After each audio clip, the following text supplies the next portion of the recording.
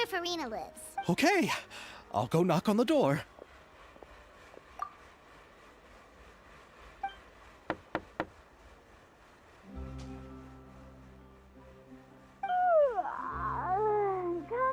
Coming. Ugh, seriously, who's knocking before afternoon tea? Huh? Who are you? Lady Farina, please allow me to introduce myself. I am Xavier, a film director. Hello. Oh, is that the traveler in Paimon I see behind you? And who's this? I'm Chiori. Ah, the one from Chioria Boutique. Hello. So, what are you all doing here? Do you need something? Did you just get up, Farina? It's already past noon, you know. Huh? Paimon means the weather is so nice in the afternoon and the sun is so warm. Just like how you make us feel. Sleeping in late is a really smart idea. No. I was just up late last night reading some novels. What does sleeping in have to do with the weather? This is a small gift we've prepared for you, Lady Farina. We hope you like it. No need to be so formal. I'm just a regular person like everyone else now. Oh, is this Fontinalia mousse? It's one of my favorites! That's great! So, actually, there's something we need your help with. Given your renowned passion and understanding of drama, I would like to ask that you serve as the director of our film crew. Oh, but didn't you just say that you're a director?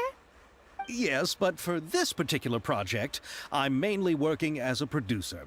Besides, I'm sure that your understanding of the performing arts far surpasses my own, Lady Farina. Are the Traveler and Paimon also part of the film crew? Yep, we sure are. Paimon's the clapper loader and he's the camera operator. Camera operator? That can be a pretty technical job, and it directly affects the final quality of the film. Are you really up to it? No, I'm not questioning your abilities. It's just that I've never really seen you use a camera before. Maybe you can come up with a test for the Traveler and see for yourself. If he can satisfy you with his camera skills, then you'd have nothing to worry about and can join the team. What do you say? You sure are getting better at rolling with the situation, Paimon. Oh, I do wish to see how skilled the Traveler really is with a camera. All right, how about this? We'll work with what we have. I'll give you some scenarios and see if your work is up to my standards. Very good. It's essential for the camera operator to understand the director's vision. I'll make my decision after seeing your work. Are you ready? I have high standards, you know. Sure. You can come back once you've reviewed the basics of film composition and feel ready. Are you ready? I have high standards, you know. Okay, grab the camera and I'll give you a scenario.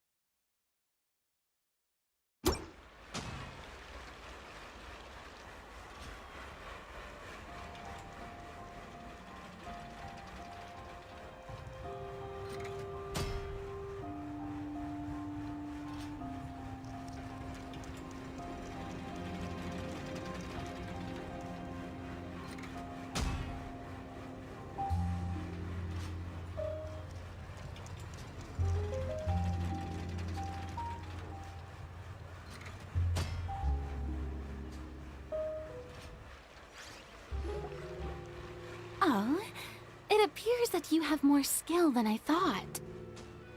All the shots had a great composition, and I could really feel a connection to the characters and their lines.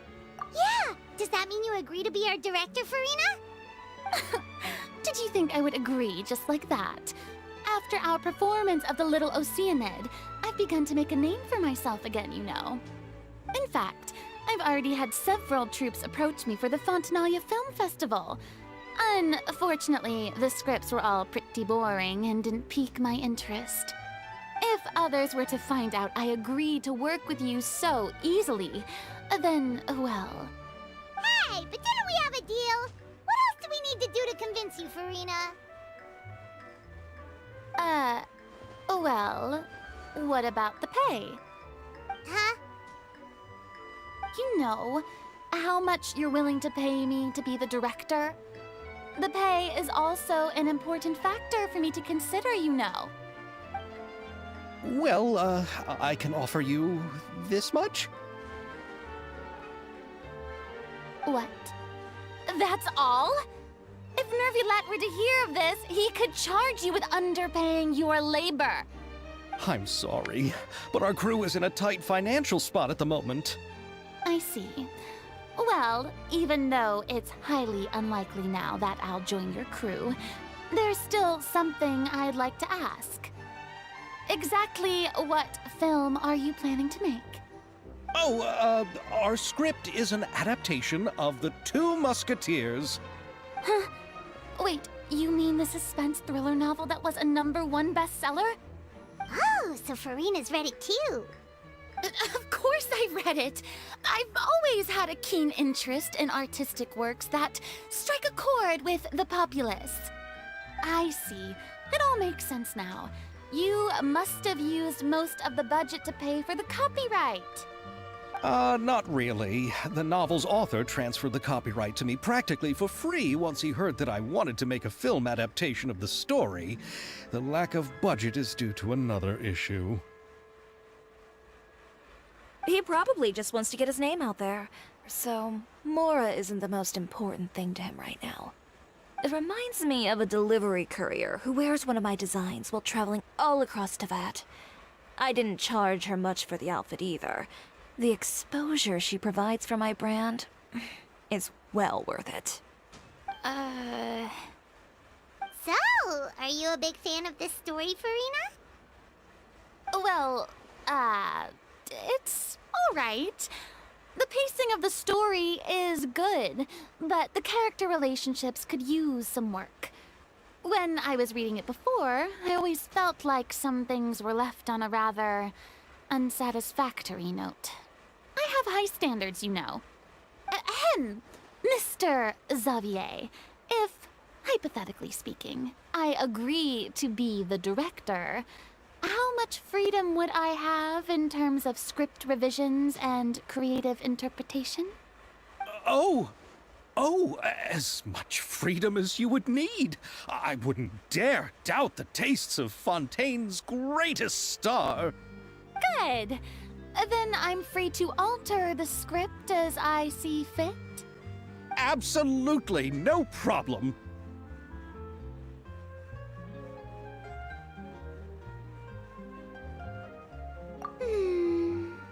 All right. It seems that your crew really can't go on without my care and direction. So, you agree? Yes, I agree. Although the pay is well below what someone of my caliber deserves, a great script calls for a great director. I mustn't let a perfectly good story be ruined due to lack of funds. If you have fine cheese and bread, you wouldn't just let it sit on the counter and get moldy just because you lack an oven, right? Oh, Hydro Archon above! I'm not dreaming, am I? Somebody pinch me. There's no more Hydro Archon, you know. And it's still a little early to celebrate. There's a lot that goes into shooting a film. Although the trickiest tasks of finalizing the script and casting the actors have already been taken care of, we'll still need to reserve filming locations. Not to say set up lighting and props. And by the way, since we'll be filming The Two Musketeers, we'll need to find an action choreographer. Ideally, a professional who has actual experience with muskets. Yes, I've thought about this as well. I was hoping that you might know someone who could handle the job. Me? If this was before, I could have simply asked Florand. But it's already been some time since I last talked to her. Navia can also use firearms, but unfortunately, her style is quite different from that of the characters in the story. Could we ask the Special Security and Surveillance Patrol? Oh, you mean the Special Patrol's musketeers? Yes, that's right. They work with muskets every day. I can't think of anyone more qualified than them. They would be under Nervilette's jurisdiction. Unfortunately, I don't have any connection with them at all. So, in the end, we still have to start by talking to Nervilette. No need to go to all that trouble. I know their Captain Chevres. Oh, you do? Wait, Chiori, how do you know the captain of the Special Patrol's Musketeers? No particular reason. Running a business means dealing with some trouble from time to time, and she's helped me out on a few occasions. In return, I've helped her handle a few situations in which the Special Patrol couldn't get involved directly. So, we've gotten to know each other over time. So you're saying there's been times when the Special Patrol needed a fashion designer to handle a situation? Your work is becoming more and more mysterious. It'd be best to keep it that way. Anyway, enough about that. What do you all think about asking the captain to be our musket action choreographer? She sounds professional enough. She is a captain after all. I have no objections. But I imagine the Special Security and Surveillance Patrol must be busy with their duties. Do you think she'd really have time to help with shooting a film? And then there's the issue of pay. Well, it just so happens that she's also not the kind of person that's just after Mora. As for whether she has time, I'll have to go and ask her first. Then I'll leave that to you. Macaroni's on sale today, so I've got to go. You can just tell me how things went when we discuss tomorrow's plan later. No problem. Having Farina join feels like a big boost to our team. Of course. Just wait until the day of our premiere. You'll witness the true power of my name in these lands. You'll be so glad I agreed to help. I can guarantee that even the standing tickets will be sold out. I'll be sure to ask some people I know to see if they'd be willing to act as extras. Seems like you're finally getting more comfortable with your own reputation now. I didn't ask for the Clapperloader's commentary, Paimon. Then let's get going. I happen to know where Chevres is today. By the way, I'm curious. If my pay is so low, then what about our two lead actors?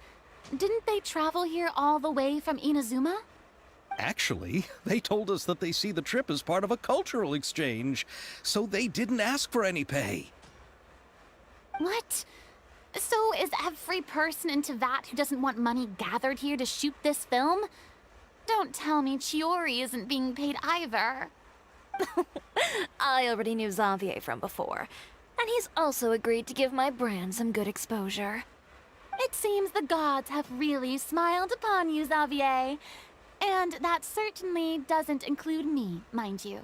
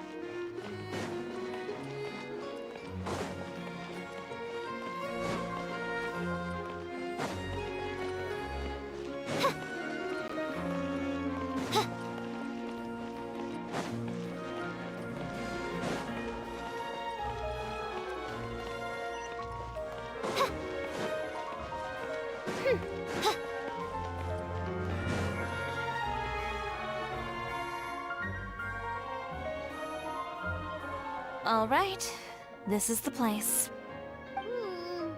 But where's the captain? There's hardly anyone around here. She's over there. The one with an eye patch reading in front of the newsstand. Oh, her! Paimon could tell there was something different about her. She seems kinda intimidating. Please wait here for a moment. I'll go fetch her. She's working now, so you might not want to get in her way. Working? But isn't she just standing there and reading a novel? Just trust me. Oh, alright, let's see what happens then. Shiori sure is a mysterious person. She claims just to be a fashion designer, but she knows all these powerful people. The court of Fontaine isn't particularly tolerant of visitors from overseas, so it isn't easy for a foreigner to promote their brand here. Even more so in the competitive world of fashion. Even a local like me just trying to make a film has to face all kinds of challenges. So I can only imagine what Shiori has been through to get where she is today. I'm sure that having more connections has definitely worked in her favor. Reading on the job? Detective novel. One main character? No. Multiple. Branching storylines. I see.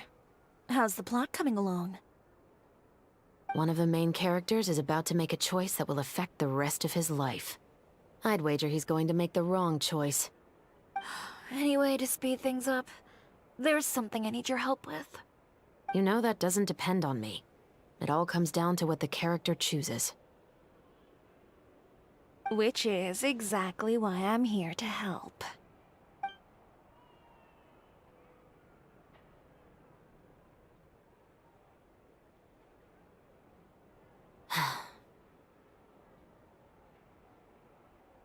All right. It appears he made the wrong choice in the end. Halt! Huh? What's going on? Hand over whatever you're holding. Oh, it's just a book. I didn't buy anything else. Then I'm sure you wouldn't mind letting me have a look.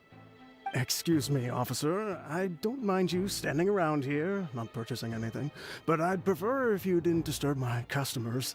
It's bad for business, you know? Don't give me that act. You won't be able to get off so easily either. I am Chevraz, captain of Fontaine's Special Security and Surveillance Patrol. I will say this one last time. Hand over whatever you're holding at once. And before you do anything unwise, let me remind you that I'll have you on the ground before you can even think about making a run for it. All right. I'll give it to you. But please let me say something first. If there's any contraband in that book, then the shopkeeper here is the one who slipped it in. I don't have anything to do with this. Why, you trying to leave me on the hook, huh? You were the one who said you wanted it. Save it for the interrogation room. Take them away, Letelier.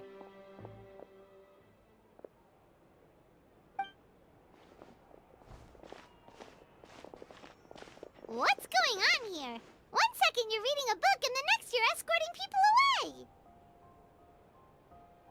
And who are... Oh! Aren't you the traveler who's been all over the papers recently? Shiori, I'm assuming what you wanted to ask me about has to do with them, right? Maybe I can let you in on what's happening then. Now that Vacher has been brought to justice, no new shipments of synth will be made and distributed to sellers. The Fontaine guards have been busy collecting the remaining synths still circulating on the market. Thanks to a tip from our reliable source here, this should be the very last batch. Oh, so you were pretending to read a book in order to catch the bad guys. Oh, Paimon almost forgot to introduce ourselves. Paimon is Paimon, and this is the Traveler and Xavier. Hey, I'm Chevraz. You probably already heard me introduce myself, so I won't bother repeating it. Yeah, why didn't you make a move as soon as you had the chance? Were you worried that my intel wasn't accurate? No, I wanted to see if the shopkeeper would turn himself in first. All he had to do was come up to me and say that he didn't know where the synth had come from. If he did that, then I wouldn't have had to press charges on him. He had the whole day to turn the synth over to Chevreuse. But instead, the moment I came up and blocked Chevreuse's line of sight, he took the opportunity to sell it off. Yep, he made the wrong choice, even though the right choice was right there in front of him. But you knew they wouldn't make the right choice. Yeah, I knew. I was just hoping I'd be wrong for once. Enough about that, though. What did you want to ask me about? Oh, you see, it's like this.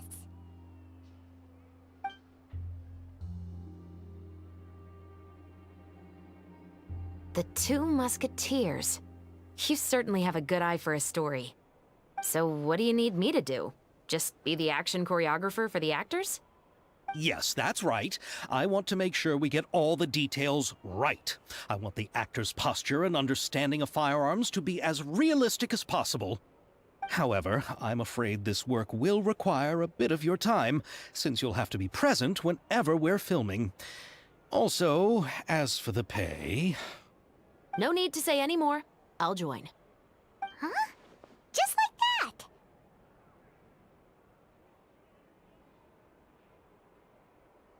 Really? You're willing to help us with our humble film project? Sure, it's no big deal. As I said, we've wrapped up our investigation here, so I don't have any other tasks on my plate for the moment.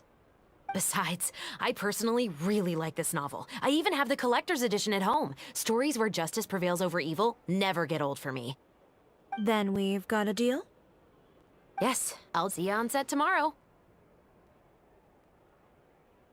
Oh my! I can hardly believe it!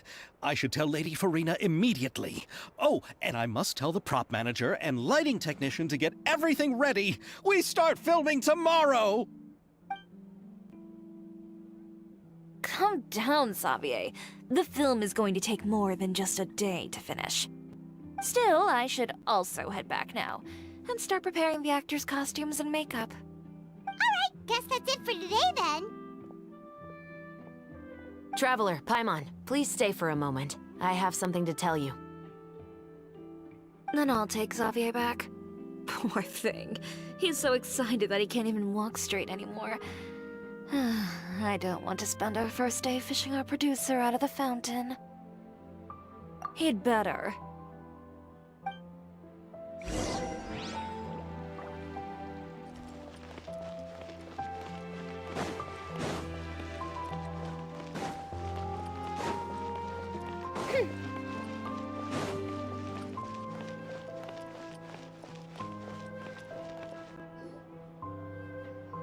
So what did you want to tell us, Chevreuse? Have you read The Two Musketeers? The story is about a pair of children born into the household of a baron, and their struggle to survive together and take revenge for their mother. They were raised at the baron's estate, where their mother worked as a maid. The two were illegitimate children that the baron had with the maid, so they were never treated well by anyone. One day, upon returning home, they found their mother had been murdered and left dead on the floor. It was quite evident that the culprits were the other members of the baron's household, who never had any kind words to say to them. However, the baron was able to exert his influence and keep the whole thing under wraps. The mother's death was eventually deemed as a suicide, and there was no chance of bringing her murderers to justice. The two siblings decided to flee and someday avenge their mother. Many years later, members of the baron's family suddenly started turning up dead one after the other, all killed by gunshot. A rainbow rose was found on each of the victims' bodies, being the flower that the kid's mother liked best. The baron believed that the mother's soul had come to take vengeance on him, so he lived in fear each day. But it was actually those two siblings who had fled all those years ago. They relied on each other to survive and trained day and night, eventually becoming adept musketeers. They used all of their abilities to collect evidence and clues before executing their plan and exacting revenge on the baron. Their actions let the truth behind their mother's death be known to all. That's quite an exhilarating... Yep, the baron got what he deserved for his evil deeds, and justice was able to prevail.